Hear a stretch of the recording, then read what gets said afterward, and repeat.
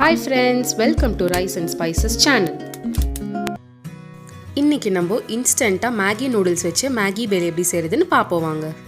முதல்ல நான் ஒரு பாக்கெட் மேகி எடுத்து நல்லா தூள் தூளா உடைச்சு வச்சிருக்கேன். இந்த மாதிரி நல்லா தூள் தூளா இருக்கணும். அப்புறம் நம்ம எடுத்து வச்ச மேகியை ஒரு கடாயில போட்டுக்கலாம். இப்போ இதில் ஒரு ஸ்பூன் எண்ணெய் மட்டும் சேர்த்துக்கலாம். சேர்த்துட்டு நல்லா மெதுவாக வறுத்தெடுங்க.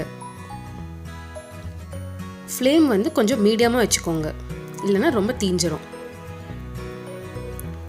இதை ஒரு 2 நிமிஷம் வறுத்துட்டே இருந்தீங்கன்னா இந்த மாதிரி பொன்னிறமாக மாறுறதை நீங்கள் பார்க்கலாம்.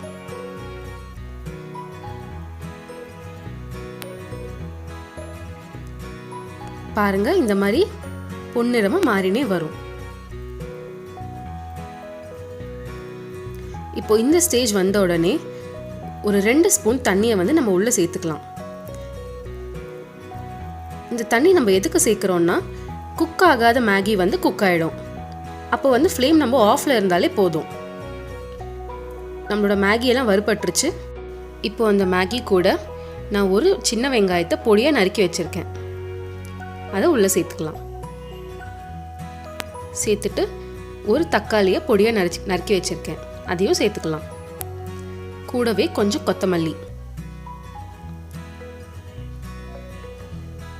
அப்புறம் ஒரு ஸ்பூன் சில்லி ஃப்ளேக்ஸ். உங்ககிட்ட சில்லி ஃப்ளேக்ஸ் இல்லைன்னா பரவாயில்ல, கொஞ்சம் மிளகாத்தூள் சேர்த்துக்கோங்க.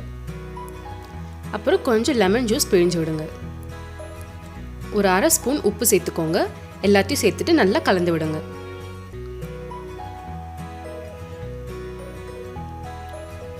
பாருங்க, இந்த மாதிரி வரும்.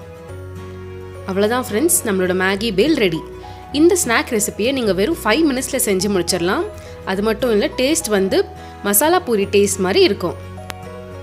குழந்தைங்களுக்கும் ரொம்ப பிடிக்கும். மேகி நூடுல்ஸ் வச்சு இந்த மாதிரி ஒரு புது ரெசிபியை நீங்களும் வீட்டில் ட்ரை பண்ணிவிட்டு எப்படி வந்துச்சுன்னு எனக்கு கமெண்ட் செக்ஷனில் கண்டிப்பாக சொல்லுங்கள்.